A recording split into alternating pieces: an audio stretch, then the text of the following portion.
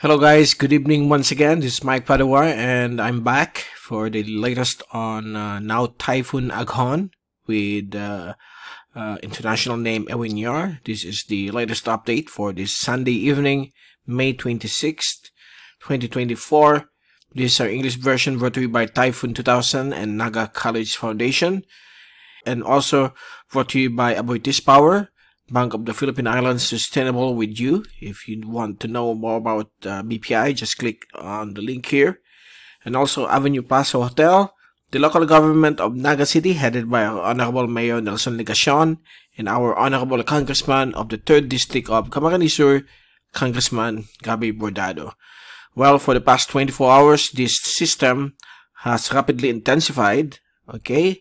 After our last video, based on what we told you, the system lingered over area of Quezon Province, but luckily no longer over Laguna as forecasted earlier, as the computer models has changed again the forecast anew. But so far it's still close to that area, and most towns in Quezon Province has suffered the brunt of this intensifying system.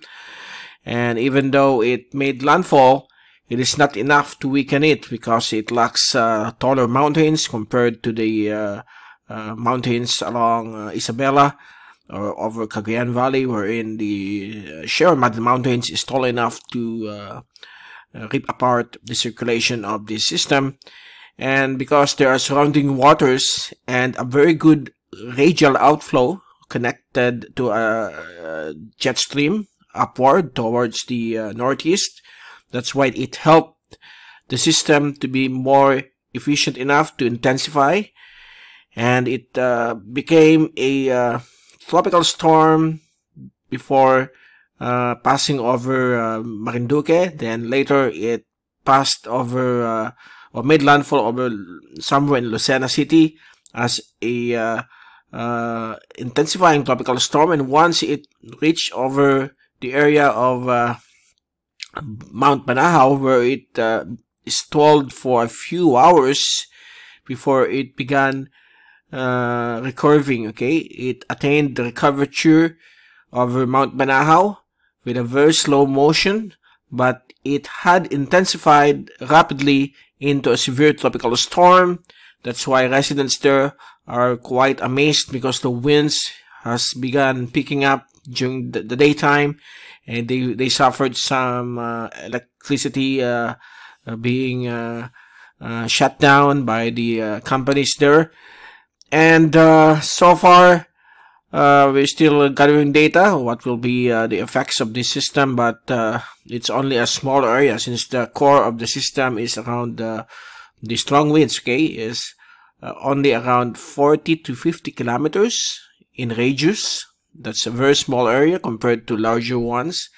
That's why it's a midget system when it comes to the wind, but to the rain area it's only around 200 kilometers in radius. And some parts of southern Tagalog provinces also suffered some flooding, reaching more than 100 millimeters. In Quezon City, it reached around 100 millimeters. And so far, here's the latest. As we go back last night before it made landfall, here's the physical feature of the system. The water vapor satellite loop as it made landfall over Marinduque, and then around 2 a.m. it made landfall somewhere over Lucena.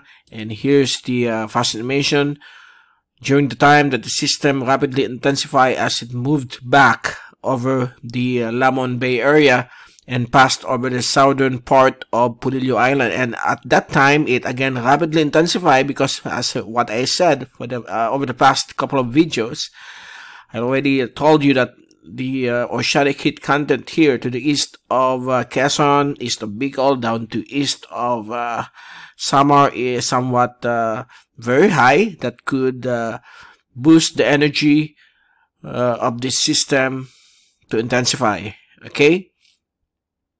And during the passage here, it rapidly intensified, and it's now a 150 kilometers per hour, 1 minute average sustained winds, gusting up to 185. And we're gonna show to you more satellite loop. Here's from NOAA, and there you go. It passed over southern tip of Polillo and moved northeast briefly before moving back towards the northeast. And the southwest monsoon is starting to affect portions of although this is more localized, okay, embedded within the circulation. We can also we can say that this is still a part of the circulation of Typhoon Aghon, and it brought some heavy rainfall in Mimaropa, Western Visayas, and there are some trying to pick in over the Bicol region, but not enough to bring heavy rainfall. Only some spurts of rainfall passing by here in the morning, noontime, and the evening. And it's now safe to say that the storm is starting to move farther away from Luzon. But the effects will continue overnight. Improving weather will be expected beginning tomorrow noontime, afternoon, and through the evening. Here's the fast animation from Weather Nerds. Okay, this is their satellite loop, and you can clearly see how small the circulation is. That's why here in Naga we didn't feel any strong winds, only some squalls when thunderstorms passed by here, and we have only average wind speeds here of 5 to 15 kph. So it's really quite a small system, but there are times that larger systems we are already being buffeted with very strong winds, but right now it's nothing. Okay.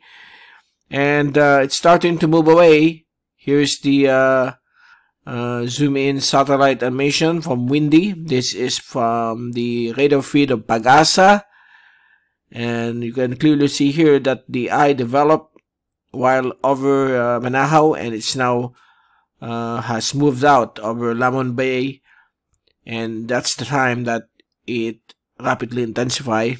Okay. And it's now a full-blown Category 1 typhoon, and it's forecast by the Joint Typhoon Warning Center. It is likely to reach almost super typhoon strength of 220 kph, 1 minute average. As you know, 1 minute average, when it hits 240, it is now classified as super typhoon, while at Pag-asa, when it hits 185 kph, 10 minute average, it will be classified also as a super typhoon. And here's the microwave satellite shot, okay, of Aghon, and you can clearly see how well developed is the eye. It's called the eye feature, but now it's really a pure eye. And this is the eye wall surrounding the eye, as you can see, based on the microwave 89. Let me see. This is the 89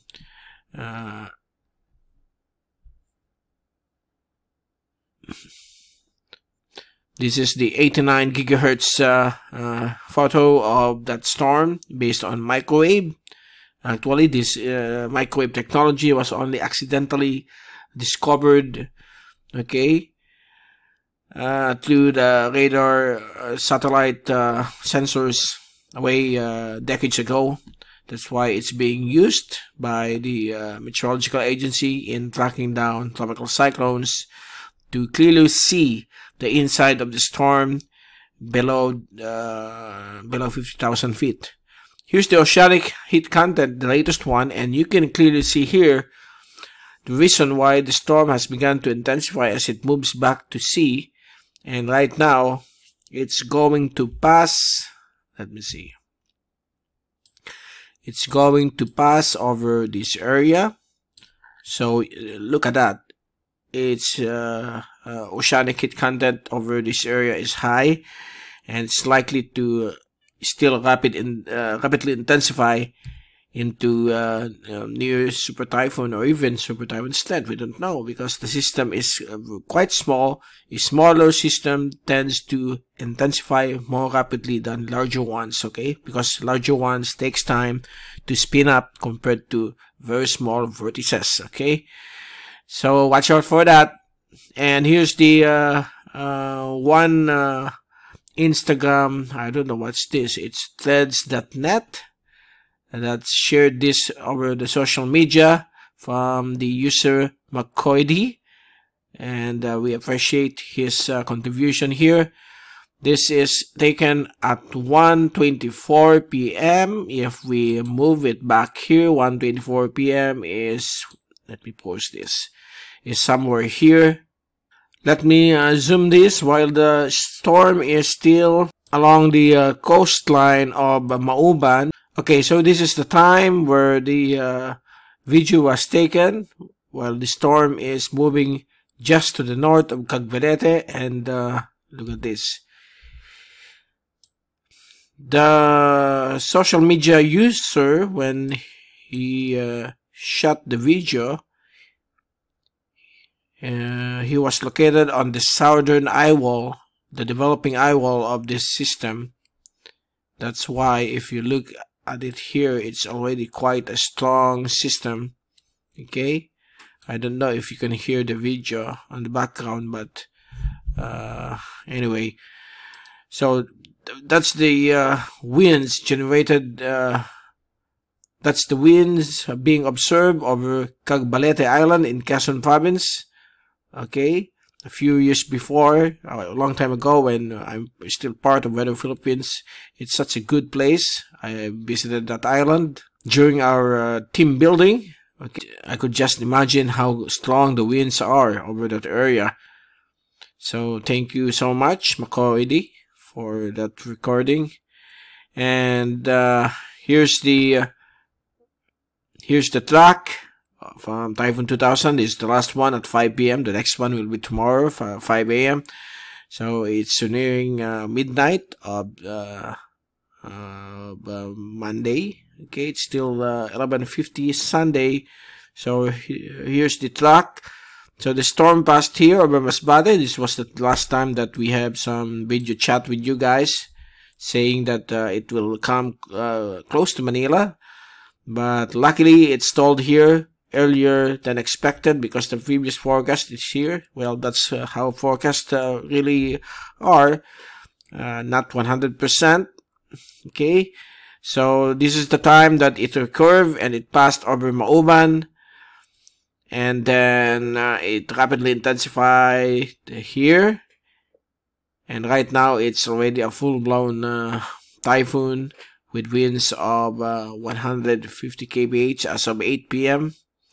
and it's continues to rapidly intensify as it moves away from the country. So on Tuesday or late Tuesday, Wednesday morning, it will be out of the Philippine Air responsibility based on the current forecast. And here's the track from all Asian agencies. Okay. And then they all agree that it will track towards the northeast, and once it reaches here, that system will become an extratropical cyclone to be embedded into the passing MEO front, okay, or a stationary front. And here's the weather station at the Institute of Environmental Science and Meteorology at UP Diliman. And look at the rain. It's still raining there at 2.2 millimeters per hour. And they already have a total for the past 2 days of 114.2 millimeters. Today it's only 67.8. So it's quite a relief compared to the previous forecast that it will go closer to Metro Manila. But luckily it continues to shrink when it passed over that area. So only a small area experience very strong winds and heavy rainfall. These areas includes Batangas, Laguna, and Quezon. Okay, this is the area that bore the brunt of this very small system. Okay, Typhoon Aghon, and it's already has an international name, Ewiniar. And so far, that's the quick update for today, for this evening. And I'll be back tomorrow to give you more updates from here in Naga City. Again, this is Mike Padua saying good night to all. Stay safe always. Be hashtag Typhoon Wiser. And thank you so much for watching our channel. God bless to all.